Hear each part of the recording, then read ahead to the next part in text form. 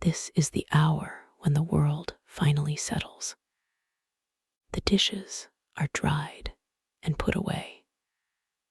The last dog has stopped barking somewhere down the street.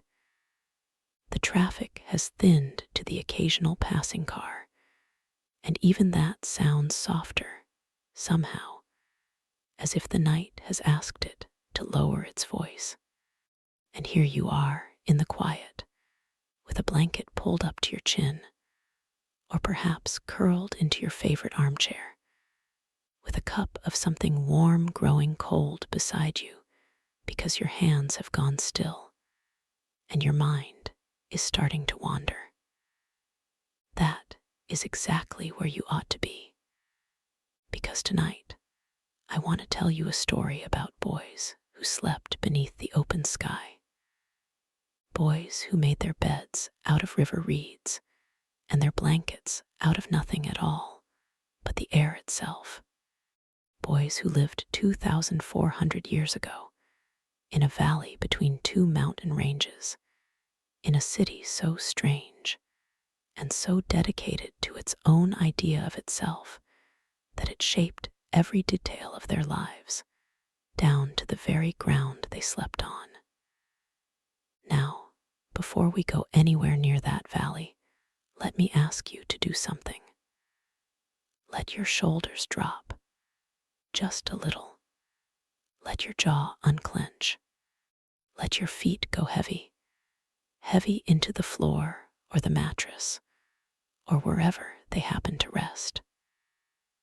Because we are going to take a long, slow walk backward through time, and you will enjoy it much more if you are soft and open and unhurried. You do not need to remember any of this. There will be no quiz at the end.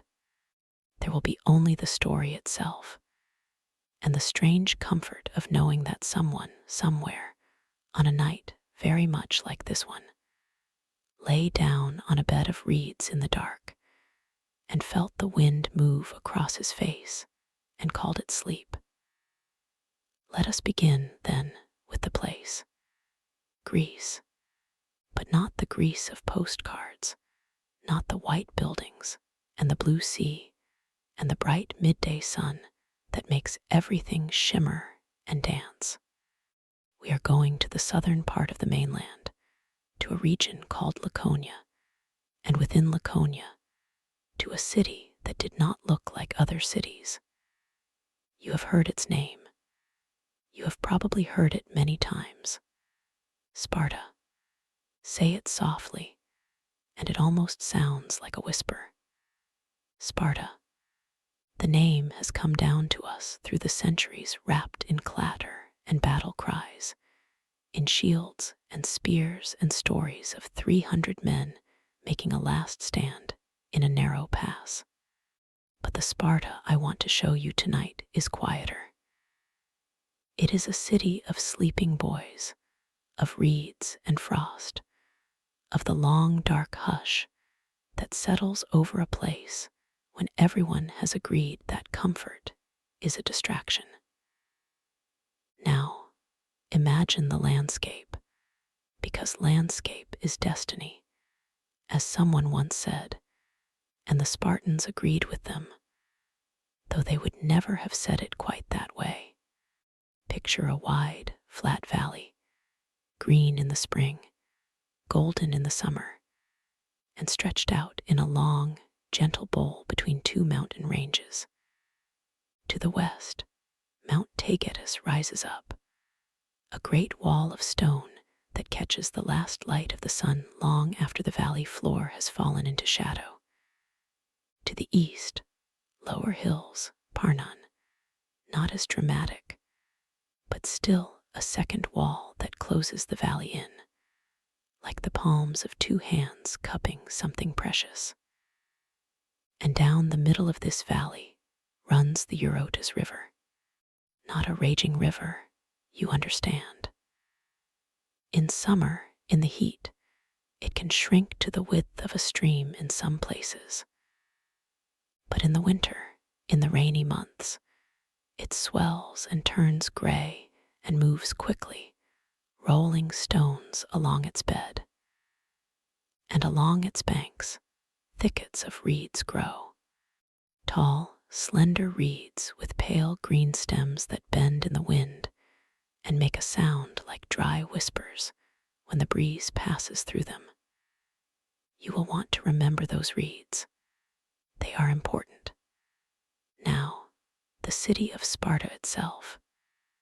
And here is the strangest thing about it, the thing that travelers always noted with bewilderment and a little unease. There were no walls.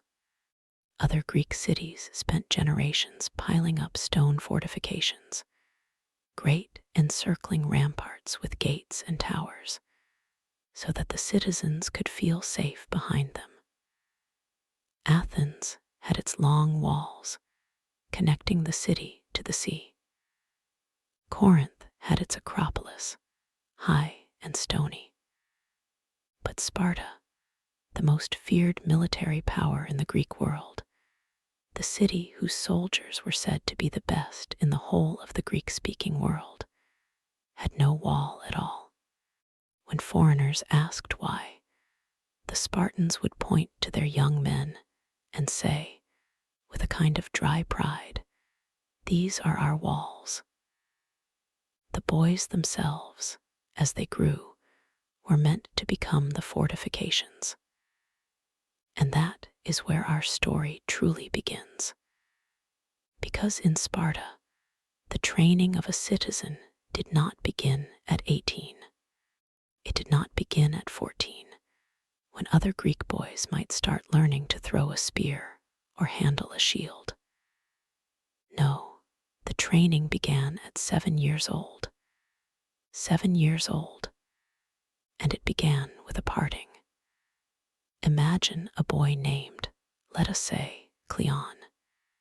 He is 7.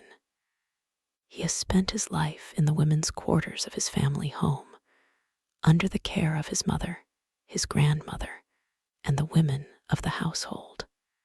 He has known warmth and softness, and the sound of women's voices singing and chatting and scolding and telling stories. He has perhaps peeked at his father, who comes back from the army or the assembly, and seems a distant figure, bronzed and quiet and full of polite authority. He has played with wooden toys, with a favorite dog maybe, with the children of the household slaves. He has been loved. All of that is true. And then, one day, when he turns 7, the state comes for him. Now, I want you to imagine this moment, because it is the threshold of everything else. There is no fanfare, no long farewell ceremony. The Spartan way is not to make a fuss. Someone, maybe a public official, maybe a group of men who have been assigned to the task, arrives at the household and says, in effect, "It is time." The boy understands. He has known this was coming. He has watched older brothers and cousins and neighbors' sons disappear into the system. He knows that the Agoge is waiting. That is what they call it, the Agoge, a word that means something like raising or upbringing or leading. It is the great machine into which Spartan boys are fed at 7, and out of which, if they survive, come Spartan citizens. And nobody pretends that it will be gentle. Let me tell you about the Agoge itself before we climb into the beds. It was a state-run system, which might sound orderly and bureaucratic, but in practice, it was notoriously loose around the edges. The boys were divided into groups called herds, which is a lovely, pastoral image that completely undercuts the reality, because these herds were not sheep. Each herd was led by a boy who had shown the most quickness and the most courage. And this boy, barely older than the others, was given a position of authority that he was expected to enforce. And then there were the other boys, the ones on the other side of the age gap, the older boys, about 18 or 19 years old, who were called Irenes, and who were responsible for keeping discipline. And above all of them, there was the paid nomos. Let me say that slowly. Pedo, nomos, the one who shepherds the boys. He was a full citizen, a grown man, usually a distinguished veteran, and he was given essentially unlimited authority over the herd. He could punish, he could command, he could oversee every moment of the boys' waking and sleeping lives. And he did. Now, here is where we get to the night, because the Agoge did not turn off when the sun went down. The Agoge was always on, and the most intimate, the most personal, the most constant demand of the whole system was this: you will not sleep indoors. From the moment a boy entered the Agoge until the day he completed his training, he was expected to sleep outdoors, in the open air, on a bed that he made himself. Not in the barracks, not in a dormitory, not under a roof of any kind. Outside, under the sky, in the heat of summer, and in the chattering cold of the winter nights, when the snow lay thick on the peaks of Tagetes, and the wind came howling down into the valley. The boys slept outside, and the point of this was never hidden. It was not a secret. It was a deliberate, conscious, carefully designed form of hardening. The Spartans believed, with all their hearts, that a boy who could sleep through a freezing winter night on a bed of reeds would grow into a man who could fight through anything. They were systematically teaching their children that the body's demands for comfort were negotiable, and that the will could always overrule the flesh. So let us build the bed together, because this is the part that I love to picture, and I hope you will love it too, in the same slow, dreamy way. The bed was called a krabatin, if you want a word to carry with you into sleep, and it was made of reeds. The boys gathered the reeds themselves from the banks of the Eurotas.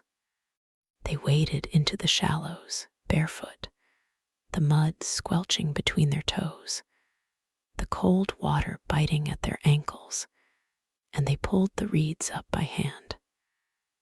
Not with knives, not with tools, by hand. The historian tells us that they worked without cutting the stems, snapping them at the base, or tugging them free from the mud, because the Spartans wanted the boys' hands to become rough and calloused. They did not want their future soldiers to be soft. And there is something almost unbearably vivid about this image, isn't there? A boy of 8 or 9, crouching by the reeds, his fingers gripping the stem, feeling the smoothness of it, the slight give, and then the snap, the wet break, the pull of the roots, the scent of mud and green things rising up around him. He gathers a bundle, and he carries them back to wherever his herd is camped, and he weaves them together with his own hands into a mat. That mat is his mattress. That is the only luxury he is allowed. And what about a blanket? Well, here is where it gets interesting.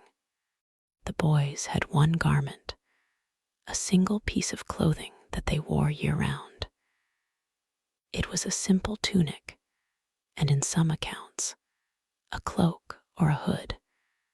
But the crucial detail is that they were expected to make this one garment last through every season. There were no changes of clothes. There were no extra layers for winter. In the summer, they wore the tunic almost as a bare minimum. And in the winter, the same tunic, now worn thin and full of holes, was all they had between their skin and the cold air. And at night, when they lay down on their reed mats, they used the tunic for its other purpose.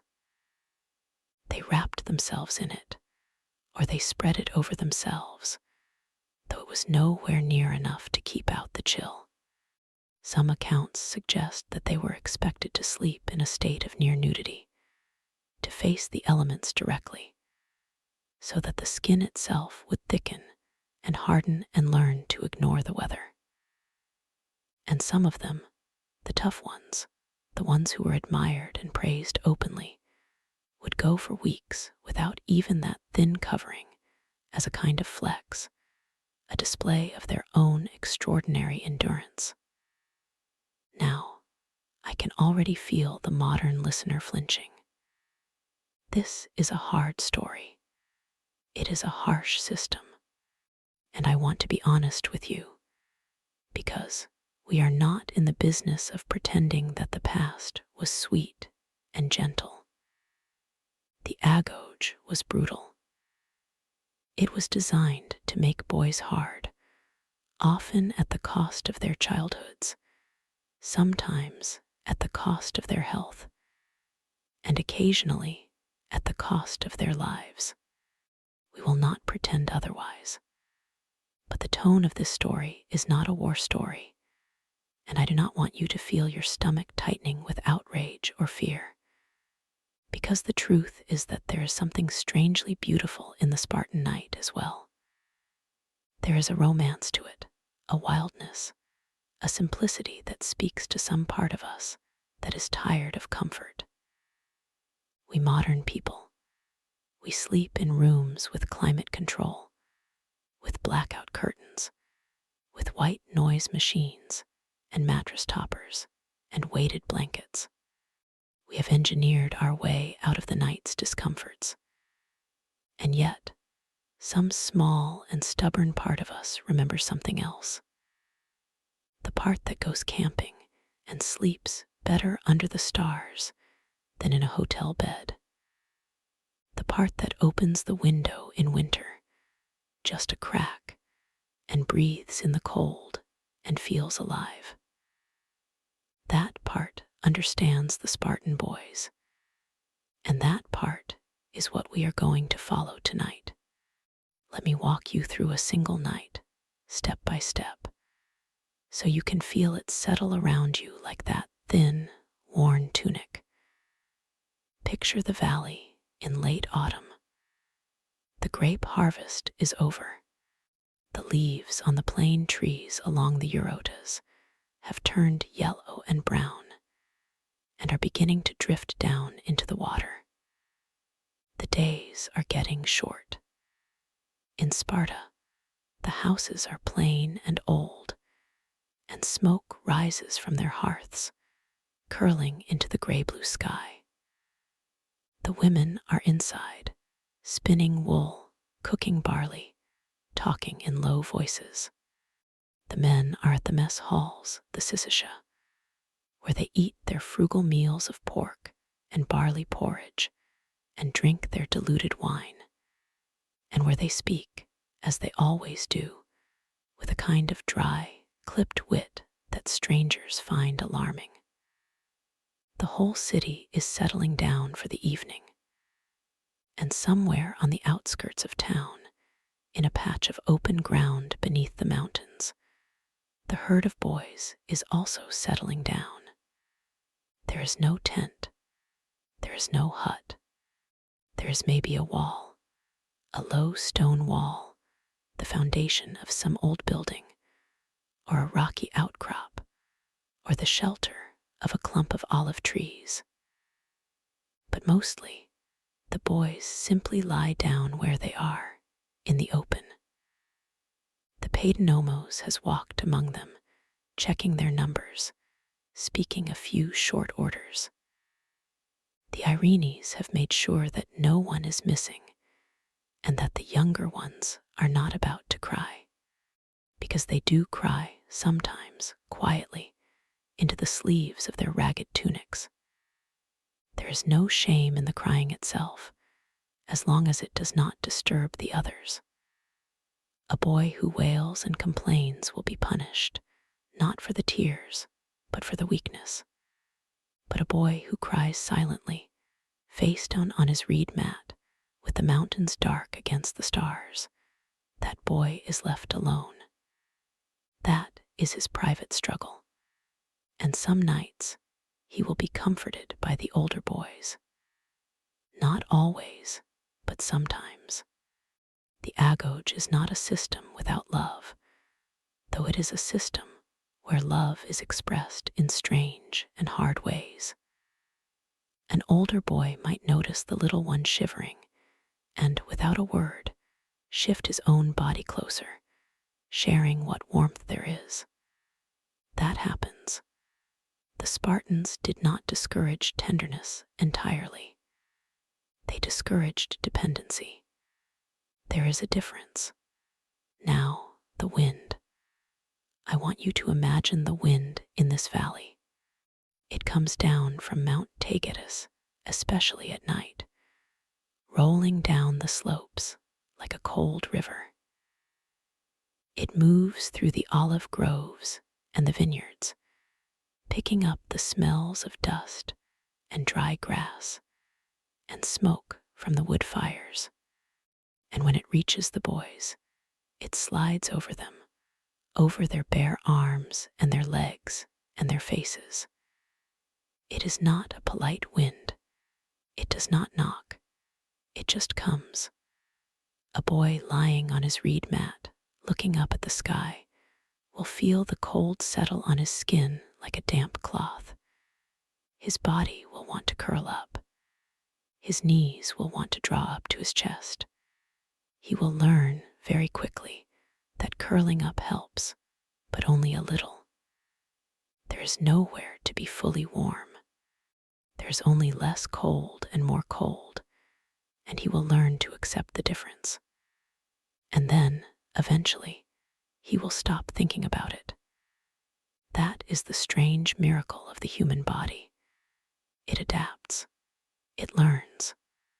A boy who spends his first night shivering and awake will, by the end of a month, fall asleep almost instantly, because his body has decided that this is simply how life is. And the Spartans knew that. They were playing a long game, and the body was their canvas. Let me tell you a little more about the reeds, because I find them endlessly soothing to picture. When the boys gathered the reeds along the Eurotas, they did not just snap any stem. They had a method.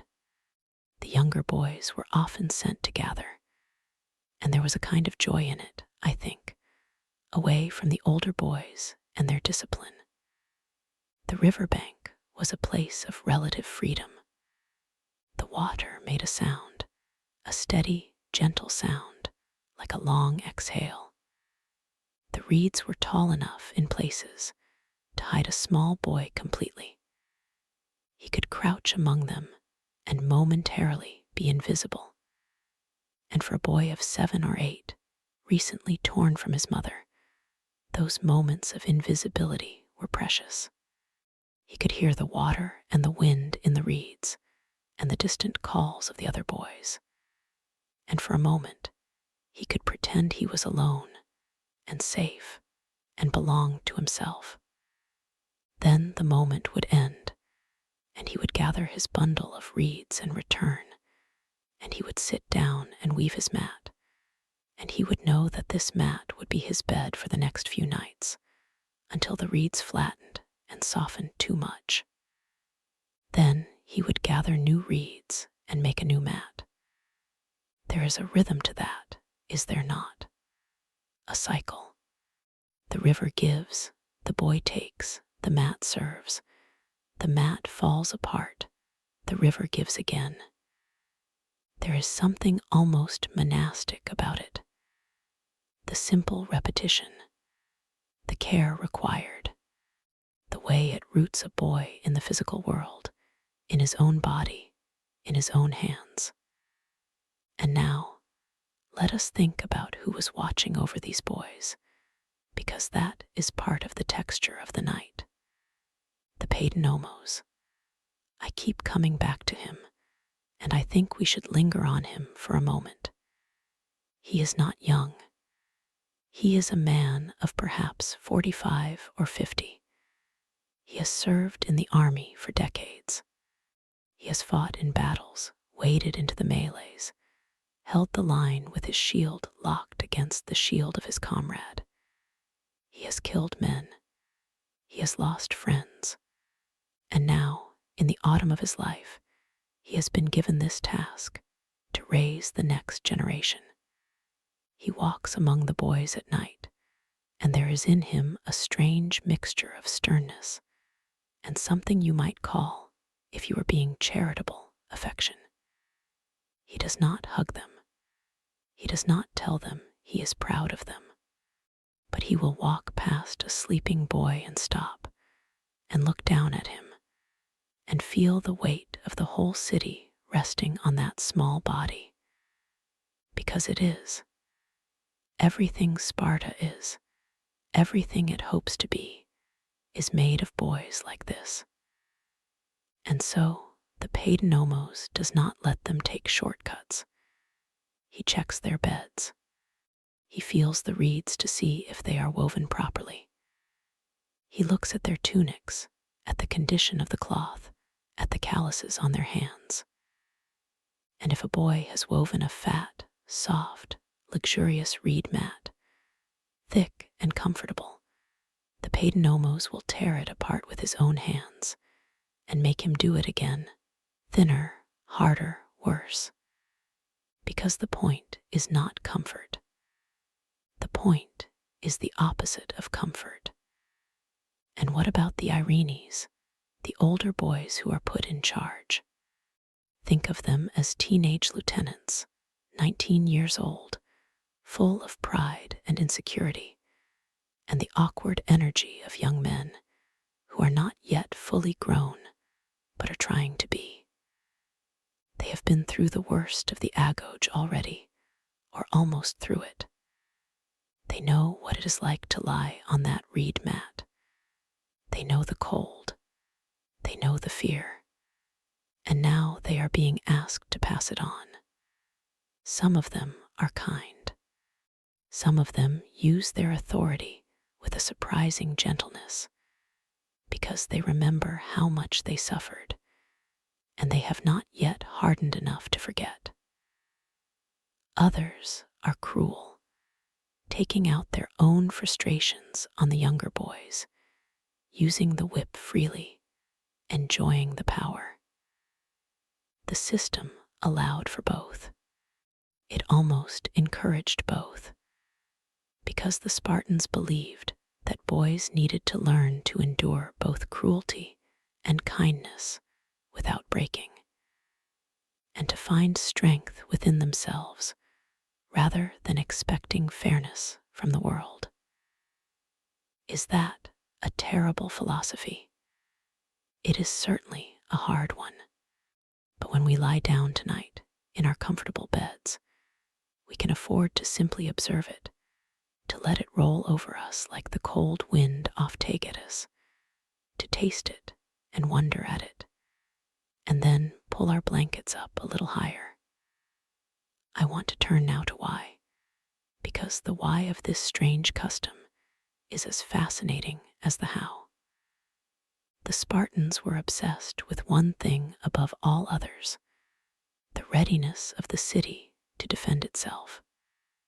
They lived in a state of permanent unease, you see, not because of their neighbors' peacetime, but because of what was beneath their feet. The Helots, the vast population of people who worked the land, season in and season out, providing the food that allowed the Spartans to spend every waking hour on military training. The Helots outnumbered the Spartans enormously. Some ancient writers suggest that there were perhaps 7, 8, maybe 10 helots for every full Spartan citizen. And the helots, as you might imagine, were not always content with their lot. They had revolted before. They would revolt again. And the Spartans lived in a permanent state of low-level anxiety, knowing that their whole world rested on the backs of a people who had every reason to hate them. To keep this system stable, the Spartans had to be perfect soldiers, always ready, always hard, always capable of violence on a moment's notice. And so, the Agoge was not just about making strong individual warriors. It was about maintaining the entire desperate structure of the state. The boys had to be hard, because the helots' waking thought was of freedom, and the helots' hands were on the plowshares and the sickles, right next to the blades. This puts the night in a different light. The boys sleeping outdoors were not just being hardened for the sake of being hard. They were being hardened because the city was, in a sense, a ship with too many prisoners and not enough sailors. There was no room for softness. There was no room for a citizen who wanted to sleep in and pull a warm blanket over his ears. If the helots rose up, they would rise at night, by the moon, in the dark, in the hours when the guards' eyes were heavy. And so the boys had to become familiar with the night. They had to learn that the darkness was not a threat to be feared, but a medium to be used. They had to be able to wake at a whisper, to be fully alert in an instant, to feel at home in the black hours before dawn. It was not just about enduring the cold. It was about becoming creatures of the night themselves. There is a darker side to this, and I am going to tell you about it, but in the gentlest way I can. As the boys grew older, some of them were chosen for a special program called the Cryptea. We do not know exactly how it worked, because the ancients were secretive about it, but the broad outline is this. Young men, still in training, were sent out, in the dark, alone. They were given a dagger and a bit of food, and they were told to make themselves invisible.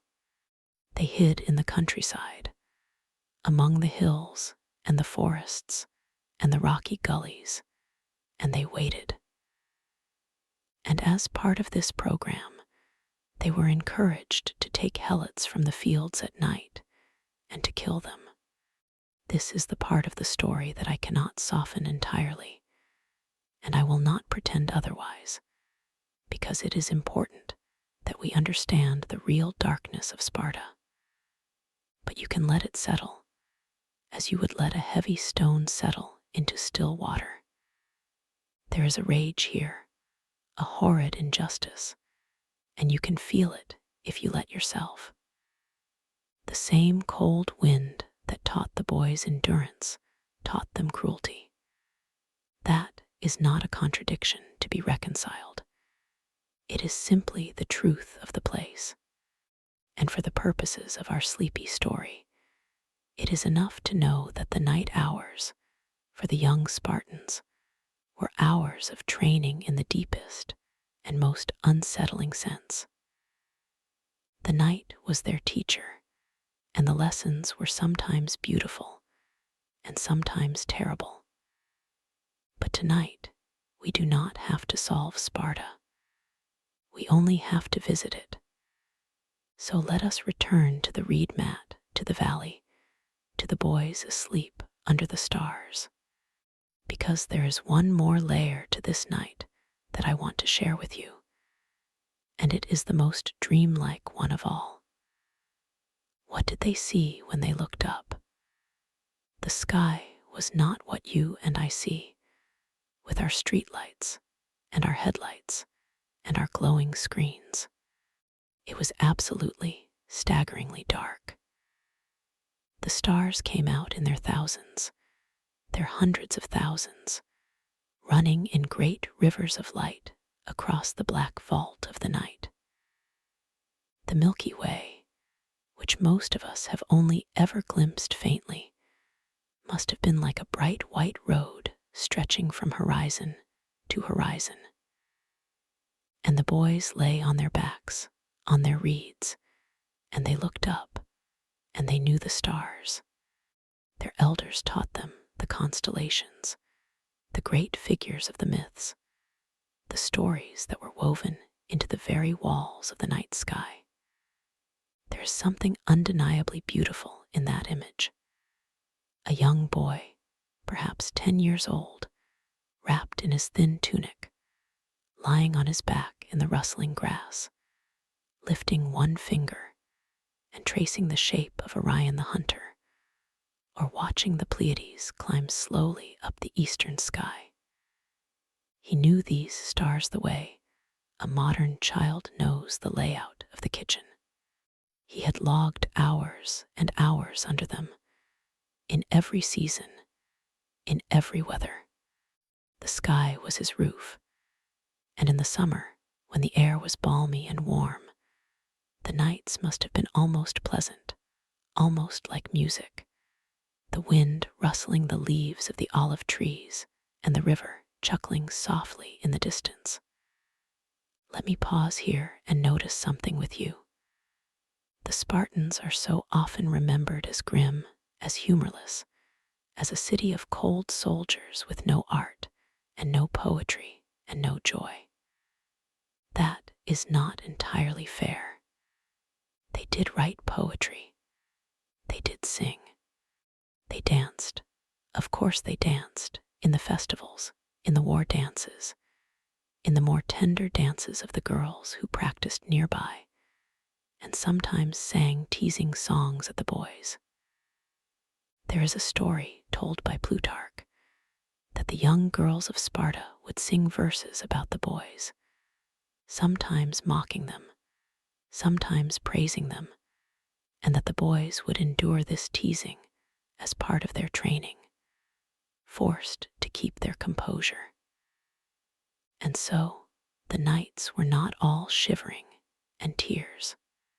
There were nights when the older boys, the Erinyes, would gather the little ones around them and tell stories, the old stories, the myths of the gods and heroes, passed down from generation to generation. The boys would lie there in the dark, listening, the wind moving over them like a silver river, and for a little while they would forget the cold, and their small hearts would beat fast with the adventures of Heracles and Theseus, and they would feel that they were part of something huge and ancient. That is the part of the Agoge that we often forget. It was harsh, it was cruel, but it was also a childhood in its own strange and brutal way, and it was full of the texture of being alive. And the seasons. Oh, the seasons. Think of the slow turning of the year under the open sky. In the spring, the rain would come, and the boys would wake with their tunics soaked through, lying in the mud, and the guards would laugh and tell them to get up and run a lap around the field to dry off. In the summer, the heat was fierce, and they would lie out under the bare sky, sweating, and the air would shimmer with the sounds of cicadas, and the boys would learn to sleep in the warm darkness, the earth still holding the heat of the day. In the autumn, the air would turn crisp and golden, and the reeds of the Eurotas would be at their fullest and finest, and the boys would gather them with a particular care, knowing that the cold months were coming. And in the winter, in the true deep cold, when the wind came down off Tagetus with a sound like the sea, the boys would lie in the open and watch their breath turn to mist and drift away, and they would comfort themselves with the thought that morning would come, that the sun would rise over the hills to the east, and that one day they would be grown, and they would have earned the right to walk into that cold and feel nothing at all. There is a kind of magic in that, I think, the transformation of suffering into strength, the idea that the night itself could be used as a tool, as a forge, as a teacher, and that the raw material being shaped was a human life. We modern people, we are so afraid of discomfort. We medicate it, we distract ourselves from it, we turn up the thermostat and stock the pantry and surround ourselves with softness. And yet, in our own quiet moments, when we are honest with ourselves, we know that the times we grew the most were not the comfortable times. The difficult nights, the sleepless hours, the moments when we had to endure something we did not want to endure, those are the moments that made us who we are. And there is comfort in knowing that this is not a modern insight. It is as old as Sparta. It is as old as boys sleeping on reeds by a river in the dark. So as you lie there, wherever you are, with the weight of the blanket over you and the pillow soft beneath your head, I invite you to feel a little of what they felt. Not the cold, not the fear, but the openness, the sense of being small under a vast sky, the strange companionship of sharing a hard thing with others, the knowledge that you can endure more than you think you can, that the body is stronger than the mind believes, and that the night, which seems so huge and so dark, is, in the end, just a blanket of its own, wrapping the whole valley, the whole world, in silence. The Spartans called their city the place of the good walker, and perhaps that is part of it too. To walk well, to live well, you have to be comfortable with the ground, with the elements, with the simple fact that you are a physical creature living in a physical world, and that the sky above you has been there since the beginning of time and will be there long after you are gone. We are going to leave the boys there for now, asleep on their reeds, with the wind moving over them. Their story is not finished. There is much more to tell about the long years of training, about the strange tests of endurance, about the food they ate and the thefts they practiced to learn cunning, and about the single moment when a boy, grown at last, sat down to eat in the mess hall with the men and was no longer a boy at all. But that is a story for another breath, another quiet hour. For tonight, let this be enough. Let the image of the valley settle into your mind, and the sound of the wind, and the pale gleam of the reeds in the moonlight. Let your own breathing slow down to match the rhythm of that ancient night, and sleep, when it comes, will feel a little more earned, a little more precious, because you have spent this hour in the company of boys who slept under the stars and called it home. But before you go, stay with me just a little longer, because I want to tell you one small moment, one tiny human detail that I have always loved. There was a custom among the boys of the Agoge, one of those small rituals that grow up in any community of children who are left to their own devices for too long. Called it stealing cheese, or rather they were taught to steal, to pilfer food from the gardens and the fields, because the Agoge deliberately kept them underfed, so that they would have to learn to fend for themselves. And the boys would sneak out at night, barefoot and silent, and creep into the vegetable plots and the orchards, and take what they could. But the point was not to get away with it. The point was to do the theft with skill, and to accept the punishment if caught. Because to be caught was not the worst thing. To be clumsy, to be careless, to be caught, and to cry out, that was the disgrace. So a boy who was caught stealing would offer his body for the whipping without complaint. And if the owner of the garden chased him with a stick and the boy ran, that was fine, as long as he ran quietly. This whole strange experiment was designed to produce adults who could live off the land, who could move unseen, who could endure pain without a sound. And it is so easy to picture, is it not? A moonlit night, the white dust of the road, a boy slipping like a shadow between the olive trees, with squashed figs or a bunch of stolen grapes in his fist, his heart beating hard, his eyes shining, and the stars overhead all shining too, as if they were in on the game. And then, in the morning, the boys would wake, all of them, in the gray first light, and they would stretch their cold limbs, and the paidonomos would be there, and it would begin again. But the night would return, and the reeds would be laid out, and the stars would come back, and the wind would settle into its familiar song. It is a strange thing to wrap your mind around, but this is how thousands of boys grew up. For centuries, generation after generation, lying on their reeds in the valley of the Eurotas, under the shadow of Tagetes, in the city that did not need walls, because it was building its walls out of children. So now, when you close your eyes tonight, think of them, not with pity and not with horror.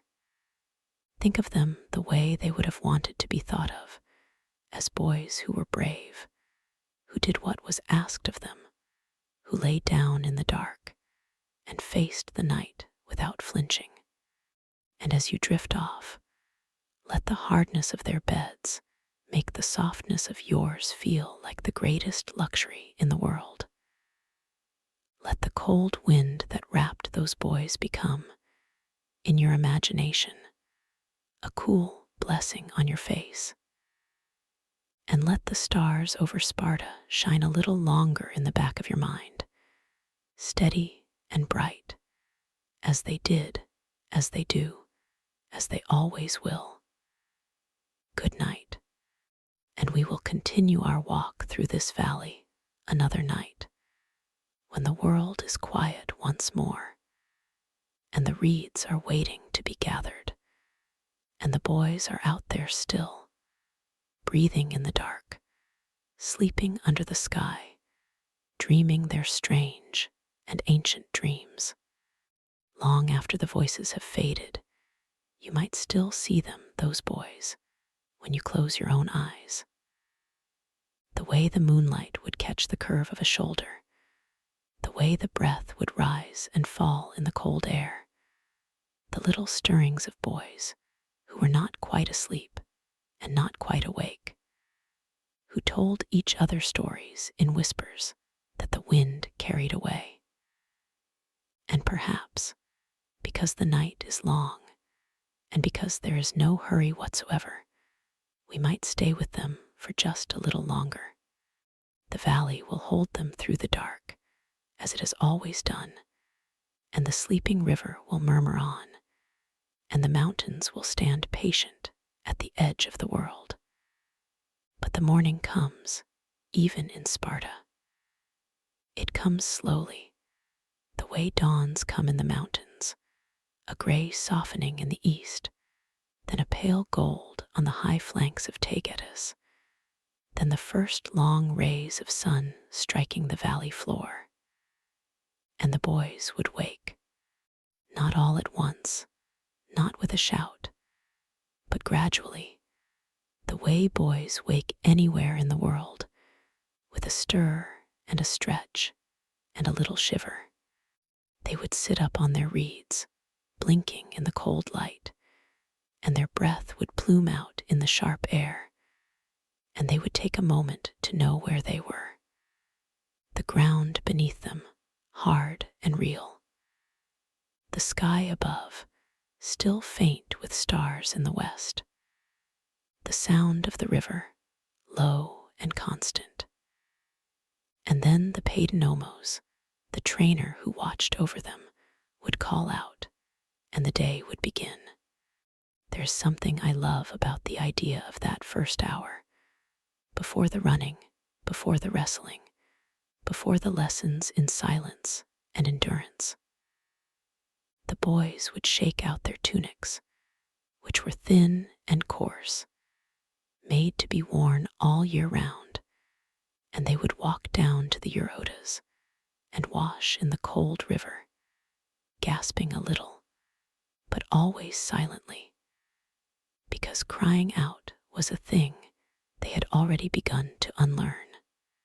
And then they would be given their rations, such as they were: a little barley bread, a little cheese, a cup of water drawn from the river, and they would eat standing up quickly, because there was always something to do.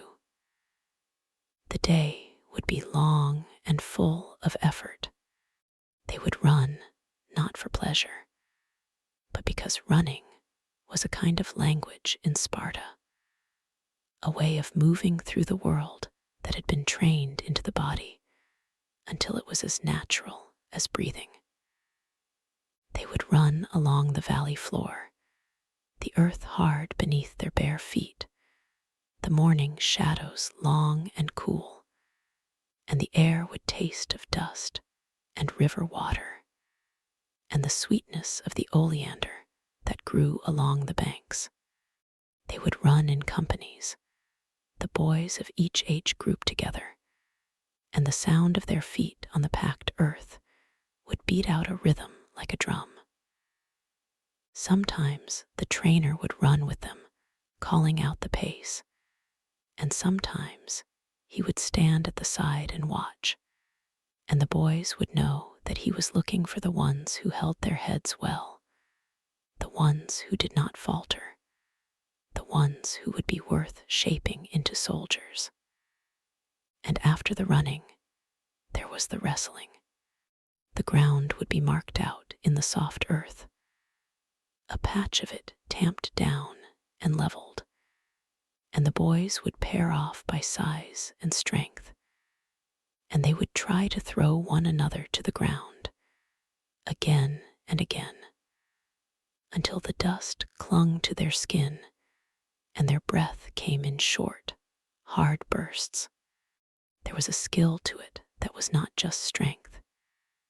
You had to feel the weight of the other boy, the balance of him, the way his feet were set on the earth, the way his shoulders moved when he was about to lunge. You had to learn to fall without hurting yourself, and to rise without showing that it hurt. And because the ground was hard, because there was no soft mat to catch you, the lessons were learned early and learned well. But it was not all running and wrestling. There was something else that the Spartans valued almost as much, and that was the singing. It might surprise you to think of these fierce, silent soldiers as singers, but they were, and their songs had a strange power. They were taught the old choruses, the songs of Timotheus, who wrote about war and courage and the duty of a man to hold his place in the line, and the songs of Alcman, who wrote of the beauty of the girls of Sparta and the sweetness of the summer evenings. And the boys would sing these songs together in the training ground in the mess halls, on the long marches, and the songs would bind them to one another in a way that nothing else quite could. There's a story that when the Spartans sang, they sounded like a lyre. So perfectly in tune were they, and that the men of other cities who heard them on the march would stop and listen and wonder at it.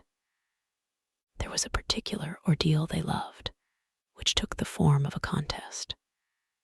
Two groups of boys, and between them a patch of ground, and they would advance toward one another, singing, stamping their feet in time, and the one that gave out first, the one that lost the rhythm or the voice, would be the loser. It was called the paramon, which means standing firm, and it was a test of breath and nerve as much as of song. The boys would sing their hearts out, their faces red with effort, their bare feet stamping the earth, and the air would fill with the strange, fierce, beautiful noise, and no one who heard it would ever forget it. And when it was over, the winners would be praised, and the losers would be given the usual remedy of a good beating, and both were thought to have learned something valuable. The winners learned that courage and discipline are sweet, and the losers learned that there is always a price to pay for weakness. Ah, and the beatings. I know that this is hard for us to hear, we who have been raised to believe that childhood should be gentle and soft. But the Spartans believed that the body could endure almost anything if the spirit was trained to it, and they believed that pain was a teacher. So the beatings were not given in anger, and they were not given at random. They were given for mistakes, for carelessness, for cowardice, for any sign of softness that would one day cost a man his life in battle. And the boy who was beaten was expected to take it in silence. There is a story, one of the oldest and strangest of the Spartan stories, of a boy who stole a fox cub, a small and secret thing, because the boys were encouraged to steal, to learn cunning, to learn to move unseen. And he hid the cub under his tunic, and he went about his day. But the cub, restive and frightened, began to claw at his belly, and the boy continued as if nothing were happening, his face composed, his voice steady, and he let the little animal tear at his flesh rather than cry out and be discovered.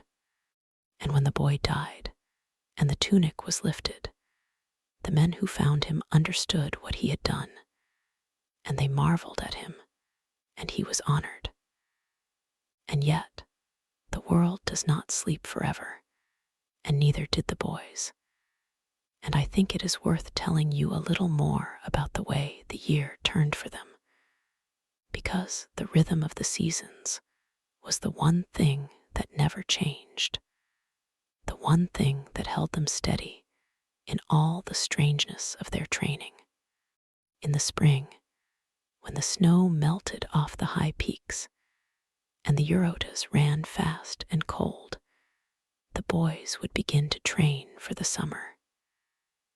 They would walk to the upland meadows, where the grass was green and the wildflowers spilled across the slopes like paint from a careless hand, and they would practice marching, falling in and out of formation, learning to move as one body. The spring air was soft after the winter, and the evenings were long, and the boys would lie on their reeds with their eyes open, watching the late light fade from the sky, and some of them would think of home, and some of them would think of nothing at all. There is a particular quality to a spring night in Greece, a sweetness to the air, a smell of budding things and damp earth, and the boys would breathe it in, and their stomachs would growl with the hunger that was always with them, and they would wait in the long twilight for the stars to appear.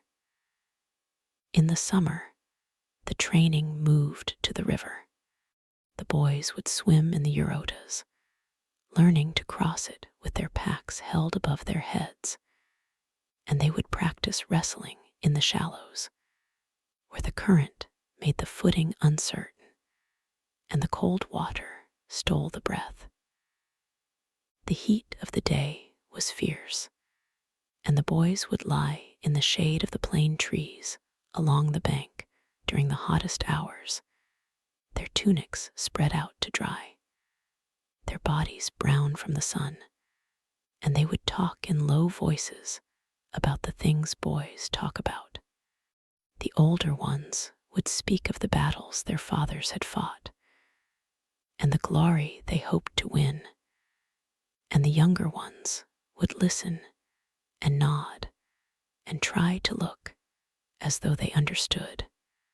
And at night, the heat would linger, and the boys would spread their reeds in the open and lie there in the warm darkness. And it was easier that time of year to sleep under the sky because the earth itself was warm and the air was like a soft hand laid upon the skin. The cicadas would fill the night with their shivering song, and the river would gleam in the starlight, and the boys would sleep more deeply than they slept in any other season, because the warmth had loosened something in them, and the long days of swimming and running had left them tired in the good, clean way of bodies that have been used well. The autumn was the season of harvest, and the boys would be sent to help gather the grapes and the olives, working beside the helots in the fields. And it was then that their lessons in theft would be of most use, because the fields were heavy with food, and the boys were heavy with hunger. There is a kind of comedy in it, if you can step back and see it from a distance. A row of boys, supposedly helping to pick the grapes, and every now and again, one of them would disappear into the vines and return a few minutes later with a telltale bulge in his tunic. And the overseer would pretend not to see, because he knew the game, and the boys knew that he knew. And the whole strange dance was part of the established order of things. And when the harvest was stored, the boys would help with the pressing of the oil and the crushing of the grapes. And there would be a festival on the day the wine was first tasted, and the boys would be given a small cup, just a taste, to mark the turning of the year. And they would lie on their reeds that night with the warmth of the wine in their bellies, the first wine they had ever tasted, and the stars would wheel overhead, and the smell of the pressed grapes would hang in the air, and the boys would feel, perhaps, that they were part of something good. And then the winter, the hard season, the season that tested them most of all. The wind off Tagetes would come down into the valley with a sound like the sea, and the rain would fall in sheets, and the boys would huddle on their reeds, wrapped in their thin cloaks, and the cold would find its way into every part of them. They learned to sleep in the way that soldiers learn to sleep, in snatches, lightly, waking at the smallest sound, drawing their bodies into the tightest possible shape, holding the warmth close. They learned that a layer of dry reeds beneath you and a layer of dry reeds over you could make a difference, and that a boy who kept his cloak dry was a boy who would not shiver all night. And they learned, too, something that we in our warm houses have almost forgotten. They learned that the cold is not an enemy, that it can be endured, that it can even be slept in. The body adapts. The shivering stops after a while, and the teeth stop chattering, and the mind goes quiet, and you drift, somehow, into a sleep that is not quite rest and not quite waking, a gray state that carries you through the dark hours until the first gray light. And there is a story, one of the most famous of all the Spartan stories, that I want to tell you now, because it is a story about sleep and about the strange relationship these boys had with the night. It is told that one year, perhaps in the time of the great King Leonidas, or perhaps earlier, a boy who was training in the Agoge was given a test that had become a kind of tradition. He was taken one winter night to a place in the valley where he was to remain alone until morning. He was to lie on his reeds, without fire, without food, without a cloak beyond the one he wore. And he was to be there when the sun rose, still alive, still awake, and he was to be silent. And the boy, whose name is not recorded, did exactly that. He lay alone in the cold and the dark, and the wind blew over him, and the rain fell on him, and the night stretched out like an eternity. And he did not cry out, and he did not get up, and he did not sleep, perhaps, but he endured. And when the morning came, and the trainers came to fetch him, they found him sitting on his reeds, his face gray with cold, his lips blue, his body shaking, and he looked at them, and he said, in a voice that was barely a whisper, "I am here." And they nodded, and they took him back to the barracks, and they gave him a bowl of hot broth, and they did not praise him, because praise was not given in the Agoge, but they marked him, that boy, as one who would go far, and he did, and his name, though we no longer know it, was written in the memory of the city. I think about that boy sometimes, when I am lying in my own warm bed, not with the ease of pity, not with the distance of wonder, but with a strange, quiet companionship. Because every human being knows something of what that boy felt. The long night, the cold, the aloneness, the question of whether you can hold out until the morning. It is the shape of so many of our own private trials, the sleepless hours when we lie awake with our worries, the long winters of the spirit when it seems the light will never come. And the boy on his reeds, the boy whose name we do not know, is a kind of witness for all of us, a proof that human beings are capable of more endurance than they think, that the night does pass, that morning does come, and that the one who holds on, the one who stays quiet and does not run, is the one who finds, at last, the peace of the sun rising over the hills. But the Agoge was not all cold nights and stolen food and songs in the dark. There were also the strange festivals and the stranger contests when the whole city would gather to watch the boys show what they had learned. There was a festival at the altar of Artemis Orthia, the goddess of the wild, a place older than the city itself, where, in the earliest times, the votive offerings had been laid out in the mud, and the rituals had been dark and strange. In the times we know of, the ritual had become a contest of endurance, the boys standing before the altar while the whips rose and fell on their bare backs. And the one who could bear the most without flinching, without a sound, was the one who won the greatest honor. And the mothers would stand at the edge of the crowd, watching their sons, their faces set, and they would not weep, and they would not turn away, because to weep or to turn away would be a shame upon the family. The boys would stand in the cold air, their breath pluming, their skin red and welted, and they would look past the pain, past the burning, and they would hold themselves still, and the crowd would be silent, and the only sound would be the whistle of the whip and the thud of it as it struck. I know this sounds awful.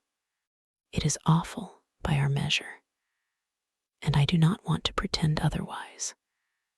But I want you to understand the strangeness of it, the way that what we call cruelty was, for the Spartans, a kind of love.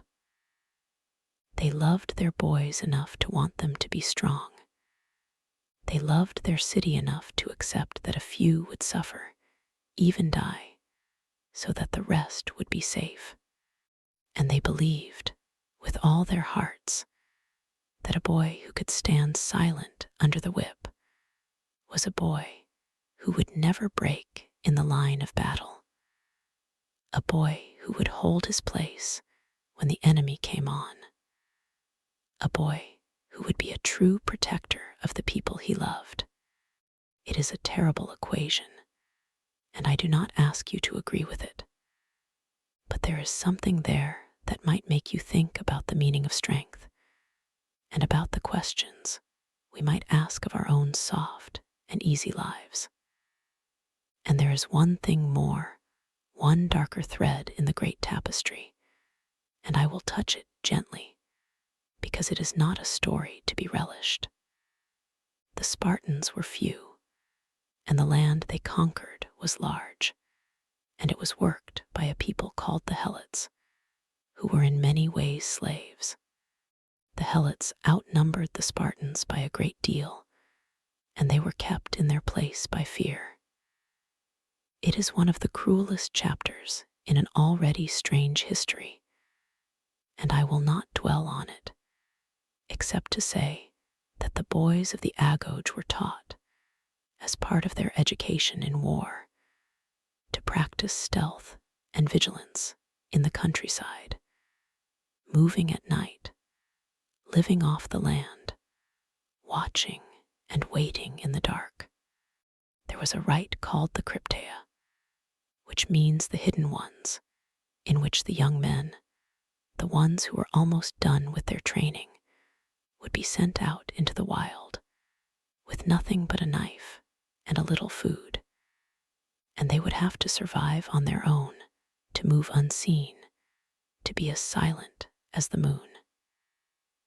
It is a dreadful thing in some of its aspects, and the modern mind recoils from it, and I suspect the ancient mind recoiled too, though there was no safe way to say so. But for the sleepy story we are telling tonight, I want to turn away from that darkness as gently as I can and return to the river and to the boys and to the quiet endurance of ordinary nights. Because even in this strange and sometimes terrible system, there were moments of tenderness, moments of play, moments of boyhood that shine through the harshness like a light through a crack in a shutter. The boys would make games of their training. They would compete to see who could run the fastest, throw the farthest, stay quiet the longest. They would call to one another in the dark, signals learned and shared, and they would laugh softly when the trainer was not near. They were children, and children will always find a way to be children, even in the harshest of places. And that, I think, is one of the most enduring things about the human spirit. It will not be entirely crushed. It will find the crack of light, the moment of play, the friend who shares a stolen fig in the moonlight and says nothing about it for the rest of their lives. There was a boy, one of the many, whose name we do not know, who is said to have walked through the streets of Sparta one night in the deep cold, carrying a bundle of reeds that he had gathered for his bed. It was late, and the city was quiet, and the only light was the light of the moon and the few stars that shone above the roofline. And the boy walked along, his feet bare, his thin tunic flapping against his legs, and he was cold, and he was tired, and there was nothing in the world that he wanted more than to be lying in his own place, among his own friends, with the reeds beneath him and the sky above him. And as he walked, he passed the house of one of the elders, a man who had been through the Agoge himself, every bitter year of it, and who was now old, and who was lying awake in the warm dark of his house, unable to sleep. And the elder heard the soft footfall of the boy in the street, and he rose, and he went to the window, and he saw the boy pass, the bundle of reeds on his shoulder, the small shape of him in the moonlight. And the elder said nothing, but he went back to his bed, and he thought about the boy, and about all the boys like him, and about the city he had served, which was strong because it was built of such boys. And he was filled with something that may have been pride, and may have been pity, and may have been both, and it was a long time before he slept. I wonder what that boy was thinking as he carried his reeds through the dark. Was he thinking of the cold that awaited him? Was he thinking of the morning run, and the wrestling, and the songs he would sing with his company? Or was he thinking of something far away, a memory of his mother, a memory of a warm room, a memory of a meal that had been plentiful before he was taken from home to begin his training? The Agoge began when a boy was 7 years old. 7. Can you imagine being 7 and leaving your family and going to live in a barracks with other boys, many of them strangers, and being told that you will never sleep in a house again, not until you are a man? The tenderness of that is almost too much to bear. And yet, they did it. They did it for generation after generation, and the city prospered, and the name of Sparta became a byword for courage and endurance. And I think, when I remember that boy with his reeds, I think of all the children in the world, in all the times, who have had to be brave beyond their years, and I want to honor them, and I want to see them clearly, not as symbols of a teaching, but as what they were. Human beings, small and growing, doing their best in a world that asked so much of them. The mothers of Sparta are a story of their own, and I want to tell you a little about them, because they are so often left out of the picture. We talk about the boys, and the trainers, and the soldiers, and the battles, but the mothers were the ones who gave the boys away, and who did it without weeping, or at least without weeping where anyone could see. There is a famous story of a Spartan mother who was told that her son, a soldier in one of the wars, had died. And the messenger, a foreigner, came to her house, and he expected to find her weeping and tearing her hair. And instead he found her calm, her face composed, and she said, that is what I bore him for. Not to live softly, but to give his life to the city if the city needed it. And the foreigner was astonished, and he went away. And the story was told across the Greek world as an example of the strange and terrible hardihood of the Spartan women. But I want you to imagine the nights, the days, the long years after that. The mother who had spoken so calmly, going back into her house, closing the door, and sitting in the quiet. The bowl of her hands empty. The place at the table where her son would never sit again. And the memory of him, a boy of 7, leaving her for the Agoge, walking away down the road with the other little boys, not looking back because he had been told not to look back, and she had let him go, and she had not run after him, and she had not called out his name, because a Spartan mother did not do those things. She had stood at the door, and she had watched him go, and she had kept her back straight and her eyes dry, and she had gone back inside, and the house had been quiet, and the boy had slept that night on his reeds in the open air with the stars above him, and she had lain awake in her house, listening to the wind. Perhaps that is the deepest strangeness of the Agoge, that the boys were not simply abandoned to the cold and the dark. They were given up deliberately by the people who loved them, for the sake of something they believed was greater than love. And the boys, for their part, learned not to ask for what they could not have. They learned to hold their mothers in their hearts quietly, and to save that love for the moments when it could not be seen. There is a story of a boy who was captured in one of the endless little wars and sold into slavery and taken far from Sparta to a city where he was given work and a place to live. And his captors, who had heard of the strange ways of the Spartans, asked him one evening if he would like to send a message home.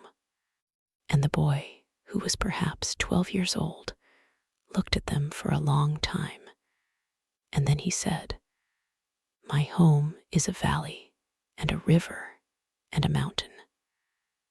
I cannot send a message to those." And they did not know what to make of him, and they left him alone, and he sat in the courtyard of the house that was not his, with a stranger's sky above him, and he thought of the Eurotas, and of the reeds, and of the morning light coming over the Tagetus mountains, and the sound of his own language, and the faces of his friends, and the particular smell of the Eurotas in the summer, which is a green smell, a smell of rushes and water and warm stone. He did not send a message, and perhaps he never did. And somewhere in that foreign city, he made a bed from what he could find, and he lay down on it, and he slept as he had slept in Sparta, in the open, with the sky above him, because that was the only way he truly knew how to sleep. I find myself thinking about the construction of those beds. It is a small thing, maybe, but small things are the furniture of a sleepy story, and they matter. When a boy first came to the Agoge, he was given a place in a dormitory, which is a generous word for what was usually a long room with a roof over it and open sides, or sometimes no roof at all. The dormitory was not a warm and cozy place. It was cold in the winter, and in the summer it was full of the sound of insects, and the wind moved through it freely, and the rain, when it came, could find a way in through the cracks in the walls. The floor was packed earth, hard and unyielding, and the boy would have received his bedding on that first night, such as it was. He was told to go down to the river, to the reeds, and to cut as many as he could carry, and to bring them back, and to arrange them in his corner of the room. That was his mattress. That was the foundation of all his future sleeps. He would learn to lay the reeds carefully, to spread them evenly, to build up the low places, to make a surface that was as comfortable as the available materials would allow. You and I might think of this as a hardship, and I suppose it was, but there is something almost artful about it. The way a boy would learn to feather his own little nest in the heart of a barracks. I have read that some of the boys would go down to the river in the late afternoon after their exercises, and that they would take their time among the rushes, choosing stalks with an eye for softness and length. They would cut them with their small knives, the same knives they used at meals, and they would tie them in bundles with lengths of twisted grass and carry them back on their shoulders, a little procession of tired, dusty boys moving through the golden evening light. The river at that hour, I imagine, would be very beautiful. The water flowing dark and slow, the reeds rustling, the shadows of the mountains beginning to lie across the water, and the boys, who had been running and wrestling and shouting all day, would be quiet now, and weary, and perhaps a little sad, though they would not have admitted it. They would kneel at the water's edge, and they would drink, and they would splash their faces, and then they would rise and gather their bundles and walk home through the streets of the city under the eyes of the elders, who watched them from the doorways and said nothing. And at night, when they lay down upon their reeds, the smell of the river would rise around them, green and damp and clean, and they would close their eyes, and the reeds would crackle a little as they settled, and the sound of the eurotas, if the wind was right, would come to them as a low, steady whisper.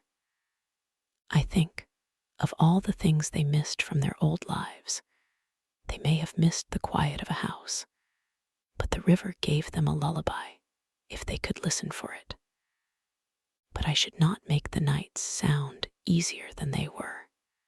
There were nights when the wind blew cold off the mountains, and the boys would lie awake, shivering, their thin tunics drawn tight around them, their bodies small and hard and insufficient against the weather.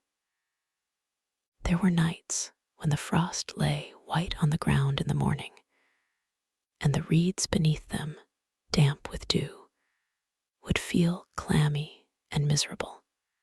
There were nights when a boy would wake, and the room was full of the breathing of the others, and the dark was absolute, and he would not know where he was for a moment, and then he would remember, and the remembering would be a heavy thing, and he would lie there with his eyes open, waiting for the first hint of dawn.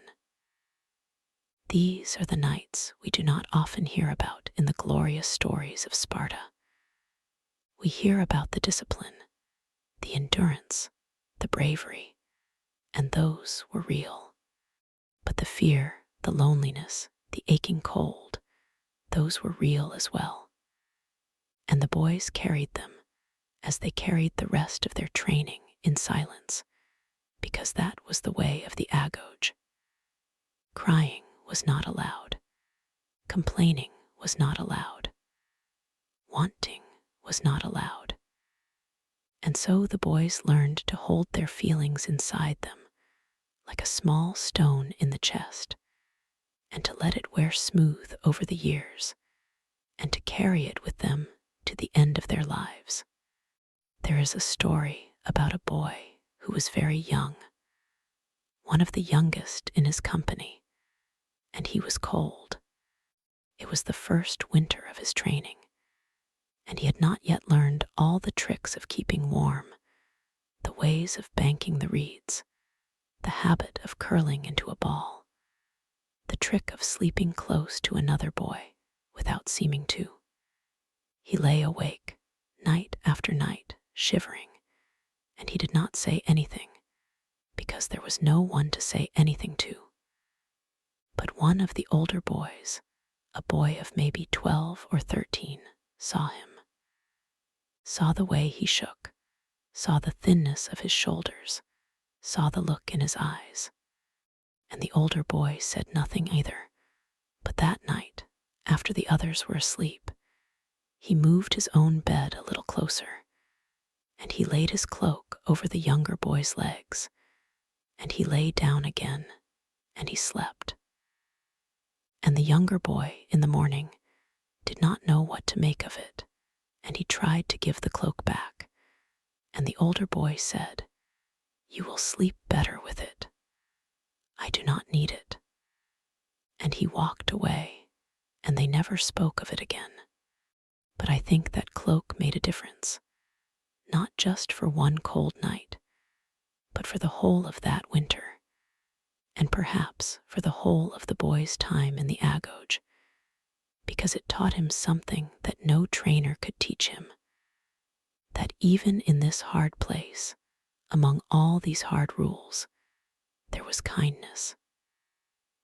It was a quiet kind, a hidden kind, a kind that had to be disguised as indifference, but it was there, and the boy who received it in time would pass it on to someone else, to a younger boy who was cold, and the chain of that small, stolen warmth would go on, down through the years, through all those generations of boys who lay on their reeds and watched the stars.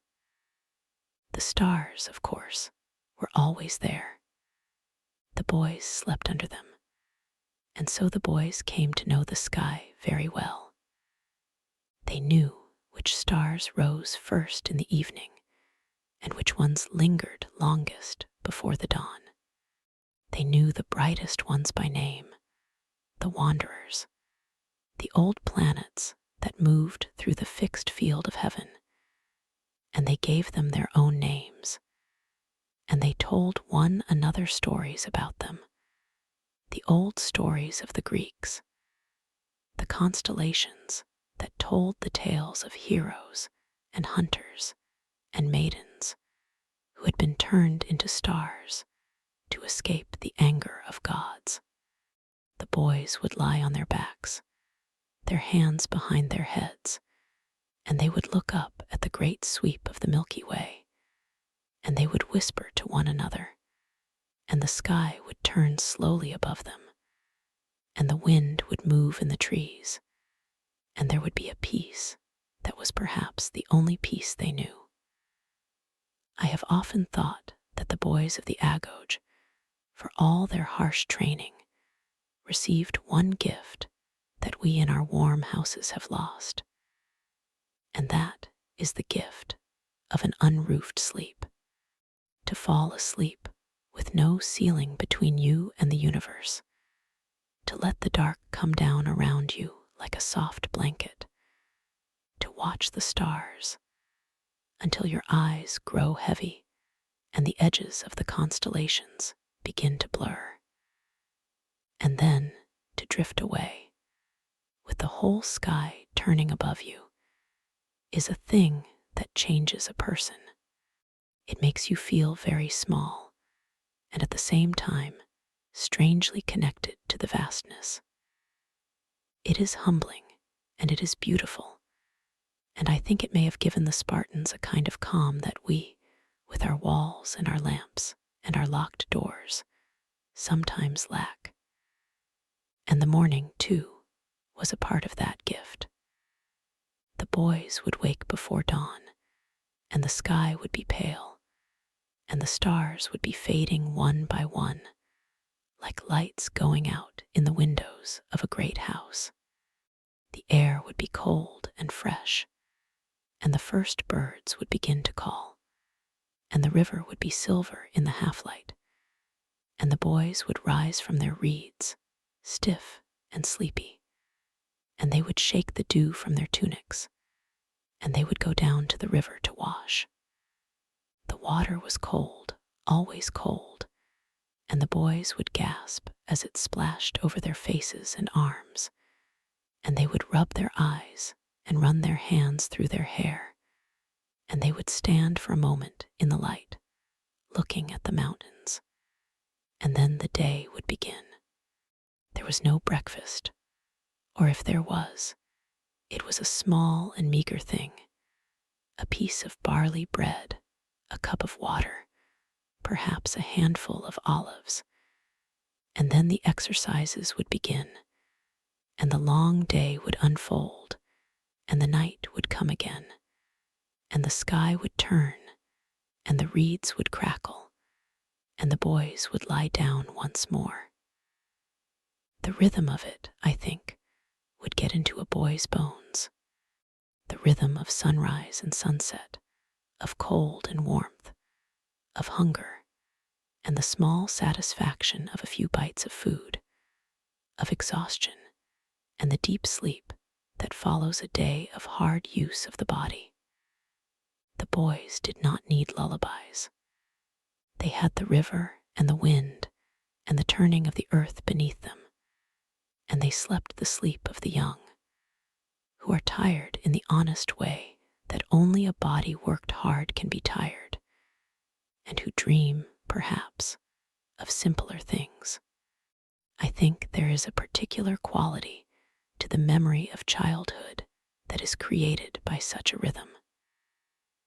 When we look back on our own childhood sleeps, we remember the softness of our pillows, the weight of our blankets, the warmth of the body next to us, or perhaps the safety of a familiar room. The boys of Sparta would have remembered the hardness of their beds, the cold, the moon, the sound of one another's breathing. And yet, memory is a strange thing. It does not always keep the discomfort. Sometimes it keeps the beauty, and the beauty of those nights, the beauty of lying under the great dark sky, the beauty of the stars and the wind and the river, might have been what remained with them long after the cold was forgotten. There is a story of an old Spartan, long after the glory of his city had faded, who was asked by a foreigner about his youth. And he did not speak of the battles or the victories. He spoke of the reeds and of the river, and of a particular night when there was a meteor shower, and the sky burned with falling stars, and he and his companions lay awake together, and they watched it, and they said nothing, because there was nothing to say that could contain it. They just watched, and they were together, and the world was beautiful. And the old man wept, telling the story, not for the hardship, but for the beauty, and for the boys he had known, and for the night that was gone and would never come again. The Agoge, for all its harshness, was also a place of formation. The boys were not just learning to endure discomfort. They were learning to become a certain kind of person. They were learning to be self-sufficient, to rely on themselves and on their companions, to find a way through difficulties without appealing to the authorities for help. If a boy was hungry, he had to find food. If he was cold, he had to find warmth. If he was tired, he had to find rest. And in the finding, he was developing a resourcefulness, a quickness of hand and mind that would serve him all his life. The stories of Spartan boys stealing food are among the most famous, and they are also, I think, among the most tender, because they show us children being children, even in the midst of the system. The boys were allotted a small amount of food, deliberately not enough to satisfy them, and they were expected to supplement it by their own wits. They would slip into gardens, into cookhouses, into the storerooms of the city, and they would take what they could: apples, cheese, a crust of bread, a fig, a little oil, and they would hide it in their tunics, and they would eat it quickly in the shadows, keeping one eye out for the watching elders. The stealing was not considered a crime, so long as it was done cleverly and not caught. In fact, it was encouraged because it taught the boys to be quick, silent, and stealthy, and because it taught them to endure the consequences when they were caught. The punishment for being caught was not lenient. A boy who was caught stealing had to be punished for his clumsiness, and the punishment was typically a beating. But I wonder, in the sleepy hours, whether the boys found a kind of joy in the stealing itself, the thrill of the chase, the careful planning, the moment of snatching the prize, the running through the dark with the heart pounding, the settling down in a hidden corner with a friend to share the stolen goods. It must have tasted sweeter, that stolen food, than any meal served at a table. And there is a story of two boys who went out together, very late, to steal a loaf of bread from the house of a rich man. They succeeded, and they were running back, and they were laughing softly, and the moon was full, and the streets were empty, and they felt, for a moment, like the luckiest boys in the world. And they shared the bread, sitting on the steps of a fountain, and they looked up at the moon, and they said nothing, and there was a warmth between them that had nothing to do with the night or the cold. And that, I think, is what it means to be a child, even in the sternest of citadels. To find joy in the small, forbidden graces, and to hold them tight, and to remember them forever. Of course, I must not leave the impression that the boys had no care or guidance. There were the trainers, the elders who oversaw their daily exercises, and these men were strict, but they were not uniformly cruel. They were, in a way, like gardeners tending a particular kind of tree: harsh pruning, careful shaping, and a watchful eye for disease or weakness. They saw the boys not as individuals, but as future soldiers. And yet they were human too, and some of them, I am sure, felt a stirring of pity, or at least of recognition, when they saw a little boy shivering on his bed of reeds in the cold. There were also the older boys, the ones who had been through the worst of it already, and who had a certain authority over the younger ones. They were responsible for some of the training, and they could be hardest of all, because they were eager to prove themselves, and because the system taught them to be severe. But they were also closer to the younger boys in age, and they understood the loneliness, and the way the stars looked when you first slept outside, and the particular ache in the shoulders that came from carrying bundles of reeds. And so, as I have said, there were small kindnesses, hidden in the dark. The sleeping arrangements themselves were designed to build bonds of loyalty and trust. The boys slept in companies, groups that were organized by age and that trained together, endured together, and would later fight together. In a way, the dormitory was the heart of the Agoge. It was where the boys learned to live with one another, to accommodate one another's habits, to share the cold and the heat and the long nights. It was where they learned that they were not alone, that they had companions, that their survival might depend on the boy sleeping next to them. And so, the beds of reeds were not just beds. They were the foundations of a brotherhood. The boys would lie together, and they would talk, or they would be silent, and they would listen to the sounds of the night, and they would know that, whatever came, they would face it not as individuals, but as a company.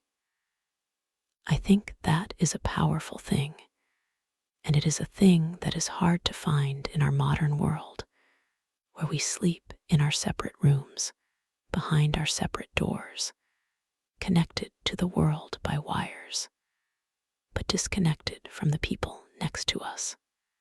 The Spartan boys had no privacy, and perhaps they missed it, but they also had no loneliness, of the kind that comes from being shut away from other human beings. They were never alone. Even in the darkest hour, they could reach out and touch a sleeping shoulder and know that they were part of something greater than themselves. And that knowledge, I think, would have made the cold easier to bear. Let me tell you about the winter nights in particular. The winters of Sparta are not as severe as those of the northern mountains, but they can still be sharp, especially in the long dark hours before dawn. The boys, who were often underfed and always lightly dressed, would feel the cold keenly. They had no thick blankets.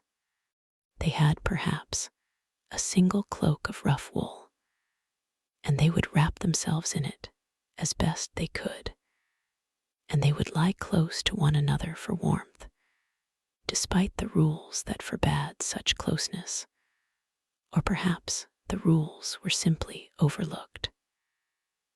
The boys would pile their reeds together, making a larger bed, and they would lie in a row, their bodies touching, their breath forming faint clouds in the air.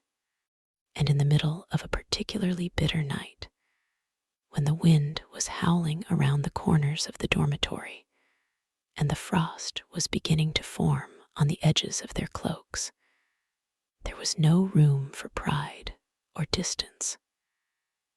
They would huddle, and the huddling was a form of comfort, and the comfort was a form of survival.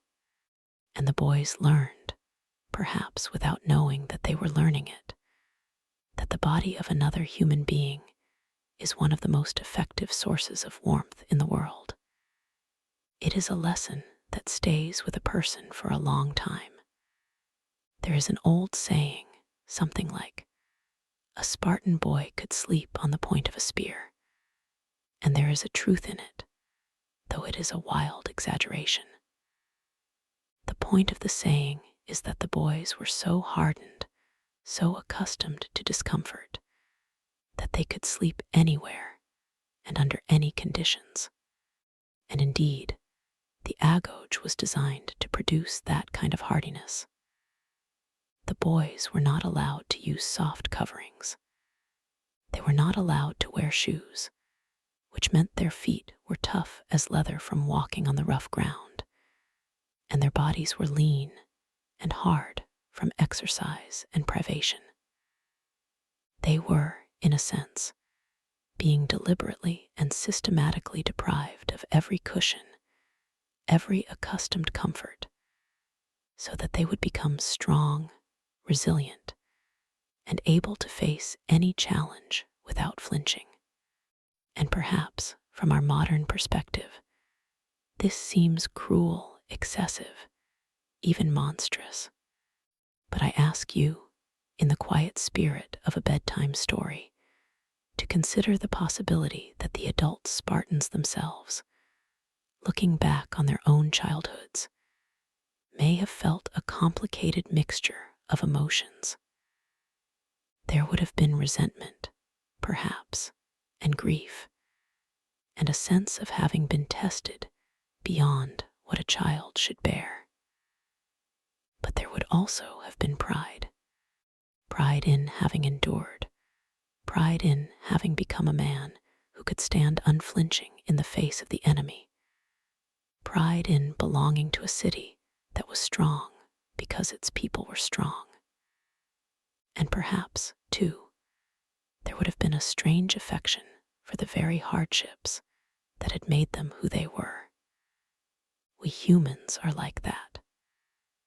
We often love the things that have caused us pain because they have shaped us, and because the memory of our survival is sweeter than the memory of ease.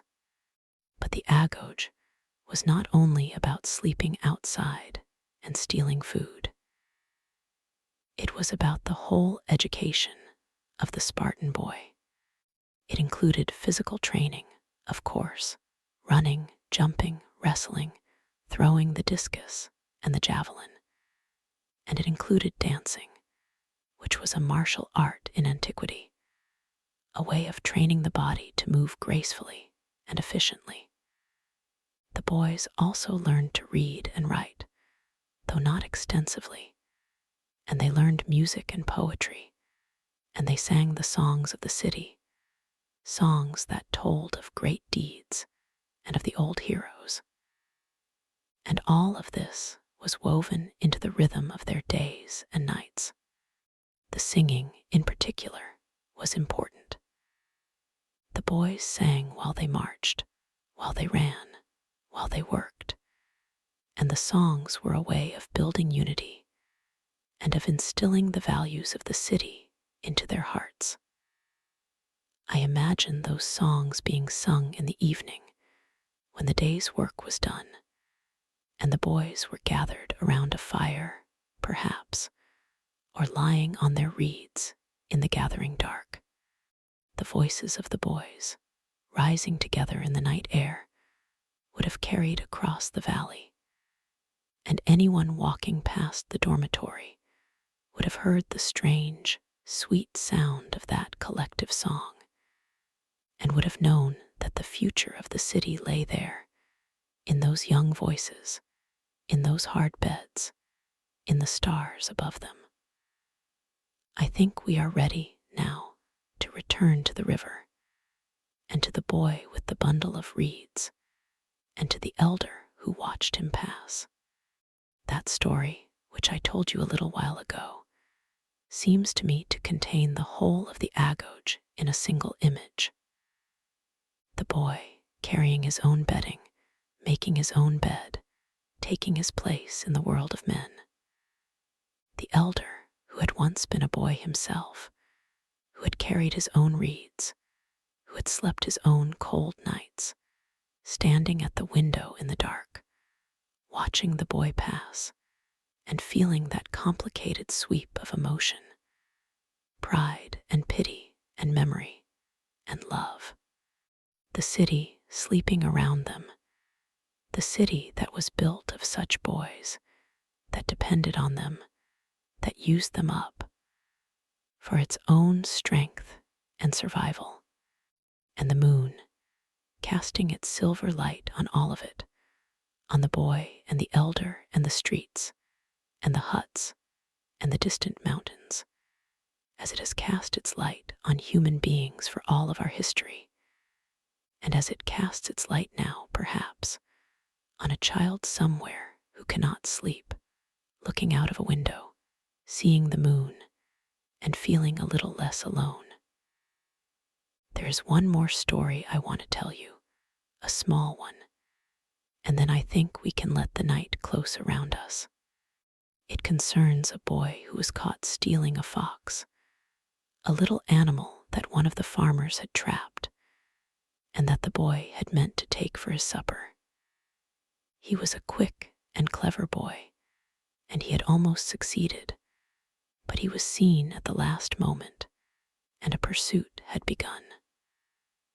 The boy had hidden the fox inside his tunic, and as he ran, the animal, frightened and desperate, clawed at his belly, but the boy did not cry out. He ran and he ran, and he finally evaded his pursuers, and he returned to the dormitory, and he lay down on his reeds, and the fox was still there, inside his tunic, tearing at his flesh. But to have surrendered the fox, to have cried out, would have been to confess to the theft and to the shame of being caught. And so the boy lay there in silence, and the night passed, and in the morning the trainers came and found him dead, with the fox still clawing at his chest. This is a famous and terrible story, and I have hesitated to tell it, but it is part of the truth of the Agoge, and I think it tells us something about the depths of endurance that the Spartans expected, and the price that was paid for that endurance. The boy was not yet a man, and he died for a code, and the code was harsh beyond our ability to comprehend. And yet, I do not want to end on that death, because there were also nights of life, nights of laughter, nights when the fox was not a clawing horror, but a shared joke, nights when the boys lay awake and told stories and reached out to one another in the dark and felt their own hearts beating with the joy of simply being alive. So let me end instead with the image of a boy, any boy, on a summer night, lying on his reeds, looking up at the stars. He is tired, but it is the good tired of a day of honest work and play. The air is warm and soft, and the river is running below, and his friends are around him, and they are settling into their own beds, and there is a murmur of talk, and then a silence. The boy feels the rough reeds beneath him, the warm air on his face, the whole weight of the sky above him. He thinks, maybe, of his mother, and there is a small ache, but it is a familiar ache, and it is not unbearable. He thinks, maybe, of the morning, of the run, of the songs, of his friends. And he closes his eyes, and the stars are there behind his eyelids, and the river is in his ears, and he sleeps.